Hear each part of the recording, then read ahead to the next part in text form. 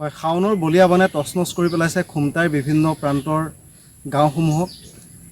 মই উপস্থিত আছোঁ খুমটাইৰ লেটেকু চাপৰিৰ সমীপৰ গান্ধী গাঁৱত আৰু খুমটাইৰ গান্ধী গাঁও, মিঠাম চাপৰি, লেটেকু চাপৰি আদি বিভিন্ন অঞ্চলত বৰ্তমান ধনশিৰি নদীৰ বানৰ তাণ্ডৱ চলিছে। দৈয়াং জলবিদ্যুৎ প্ৰকল্প নেপকোৰ প্ৰায় কেইবাখনো ছুইচ গেট খুলি দিয়াৰ ফলত দৈয়াং নদীৰ জলপৃষ্ঠ অস্বাভাৱিকভাৱে বৃদ্ধি পোৱাৰ সমান্তৰালভাৱে ধনশিৰি নদীৰ জলপৃষ্ঠ বৰ্তমান বিপদসীমাৰ ওপৰেৰে বৈ আছে, যাৰ ফলত প্লাবিত হৈছে ধনশিৰি নৈ পৰীয়া কেইবাটাও অঞ্চল। মই অঞ্চলটোৰ পৰিৱেশ মই মোৰ কেমেৰা সহযোগীৰ জৰিয়তে মই দেখুৱাবলৈ চেষ্টা কৰিম। যে কেমেৰা সহযোগী আমিৰে দেখুৱাইছে যে ইয়াত সম্পূৰ্ণৰূপে বহুত কেইটা পৰিয়াল, বহু কেইঘৰ মানুহ, গোটেই গাঁওখনেই বুলি ক'ব লাগিব ইতিমধ্যে পানীৰ কবলত, আৰু তেওঁলোকে বৰ্তমান আশ্ৰয় শিবিৰলৈ ঢাপলি মেলিবলগীয়া পৰিস্থিতিৰ সৃষ্টি হৈছে নিজৰ আপোন ঘৰখন এৰি।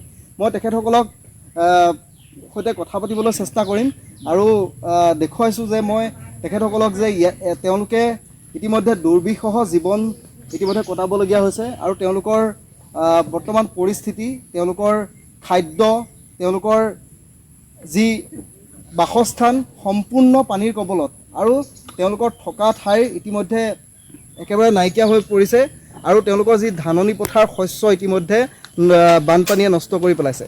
মই ভুক্তভোগী আছে, মই তেখেতসকলৰ ওচৰলৈ যাম। মই আপোনালোকৰ ওচৰলৈ আহিছোঁ। ঘৰৰ পৰা আপোনালোক ঘৰত থাকিব পৰা নাই, ক'ত যাবলগীয়া হৈছে? আমি এতিয়া স্কুললৈ যাম বুলি ওলাই আহিছোঁ। আশ্ৰয় শিবিৰলৈ ঘৰত থাকিবলৈ জেগা নাই পানী দুনিৰ কাৰণে। হয়, এতিয়া তাকে ঠাই বিচাৰি ওলাই আহিছোঁ ক'ত পামগৈ। হয়, আৰু পানী কিমানলৈকে সোমাইছে ঘৰত? পানী আমাৰ গোটেই সোমালে। হয়, এতিয়া থাকিবলৈ জেগাই নাই। হয়, অকণমান জেগা লৈছিলে, সেইকণতে এতিয়া ওলাই আহিলোঁৱে আৰু সেইকণো ডুবিব। হয়, আৰু এনেকুৱা যি আপোনালোকে বান সাহাৰ্য লাভ কৰিছে নে এতিয়ালৈকে চৰকাৰৰ পৰা? একোৱেই নাই পোৱা। হয়, একো পোৱাই নাই আমি এতিয়ালৈকে। অকল পানী বটল দুটা পাইছোঁ, মৌ ধূপেপেটি আৰু মম এডাল। হয়, তাৰ বাহিৰে একো পোৱা নাই। বেলেগ খাদ্য সামগ্ৰী একোৱেই নাই পোৱা।